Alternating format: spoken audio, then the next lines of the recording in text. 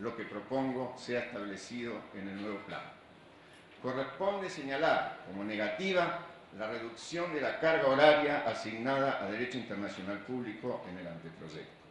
Restar horas académicas al dictado de una asignatura que tiene un contenido material diversificado, que va desde los principios generales al estudio de los principales ordenamientos internacionales particulares que la integran, implica, desde nuestro punto de vista, una contradicción con el principio de actualización y recepción de los cambios y evolución del derecho contemporáneo que fundan la propuesta. Entiendo también como negativa y contraria a dicho principio la inexistencia de una terminalidad en el ciclo de formación especial relacionado con los contenidos de la materia Derecho Internacional Público. Propongo su inclusión en el ámbito del derecho del desarrollo, recabándose opinión y aportes de las cátedras de Derecho Internacional Público. Estimo finalmente que esta audiencia no debe ser el punto cúlmine del debate sobre la reforma del plan de estudios. Considero que el intercambio debe incrementarse en tiempo suficiente y permitir la presentación y discusión de nuevas propuestas y ampliación de los fundamentos de las ya efectuadas con objeto de lograr el mejor posible, adecuado efectivamente a las transformaciones y desafíos que nos presenta la realidad contemporánea. Muchas gracias. Muchas gracias.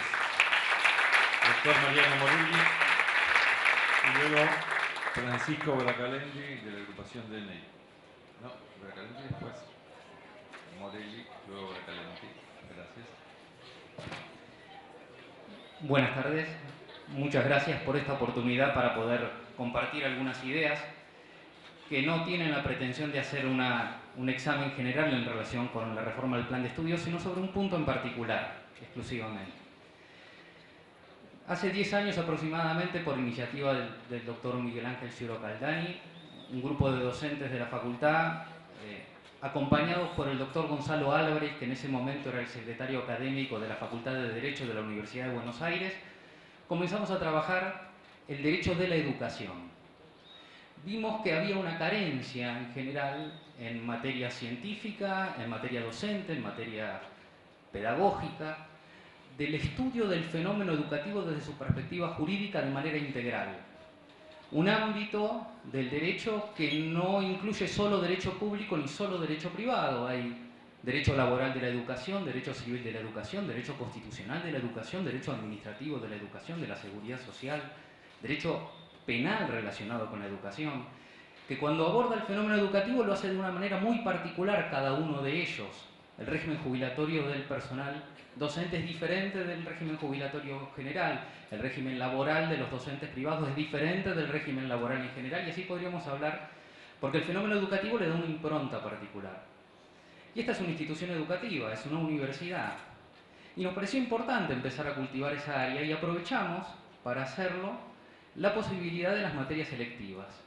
Y por eso desde hace varios años, algunos cientos de alumnos han elegido la materia electiva Derecho a la Educación y de esa manera han podido ir profundizando los aspectos constitucionales, administrativos, laborales, civiles, comerciales, etcétera, que tiene el derecho de la educación.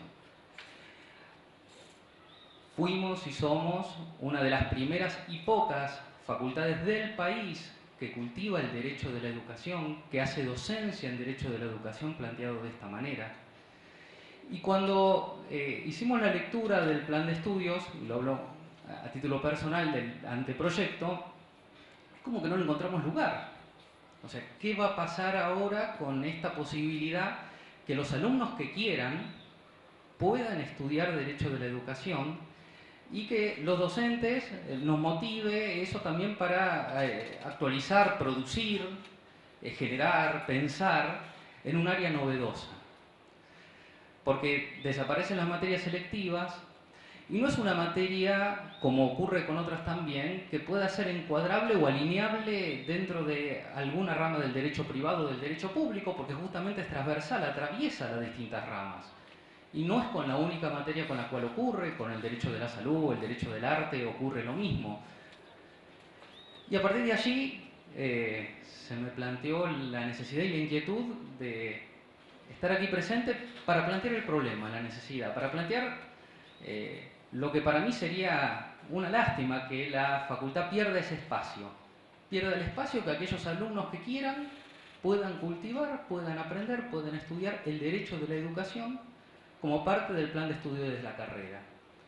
Uno entiende que en una reforma del plan de estudio siempre nunca se puede satisfacer a todo y siempre lo que uno saca de un lado, para ponerlo en un lado hay que sacar del otro, y siempre hay pros y contras, uno lo comprende a eso.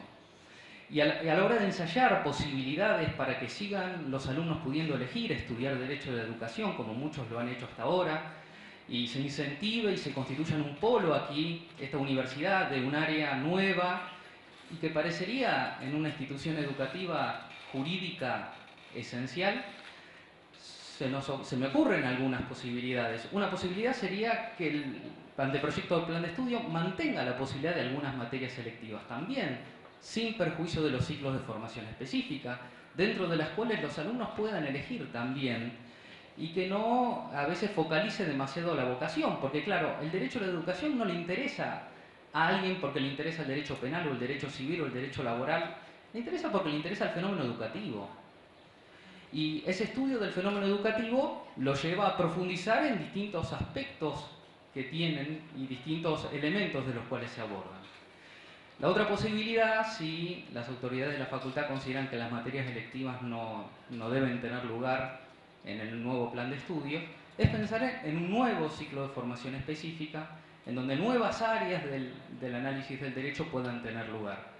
Y yo, para cerrar, lo que quería aclarar es que la existencia de materias selectivas, con las dificultades que trae y quizás algunos ajustes que puedan ser necesarios, tienen algunas potencialidades que no deberían ser descartadas. Por un lado, permitan que en cierto sentido nunca se desactualice el plan de estudios. Nosotros tenemos una facultad donde se estudia Derecho de la Salud, donde se estudia Derecho de la Educación, donde se estudia Derecho de la Ancianidad. ¿Quién puede decir que el plan de estudio está realmente desactualizado cuando se estudia eso? Y eso es posible gracias a que hay materias selectivas. Y en segundo lugar, las materias selectivas también permiten canalizar la vocación de los estudiantes.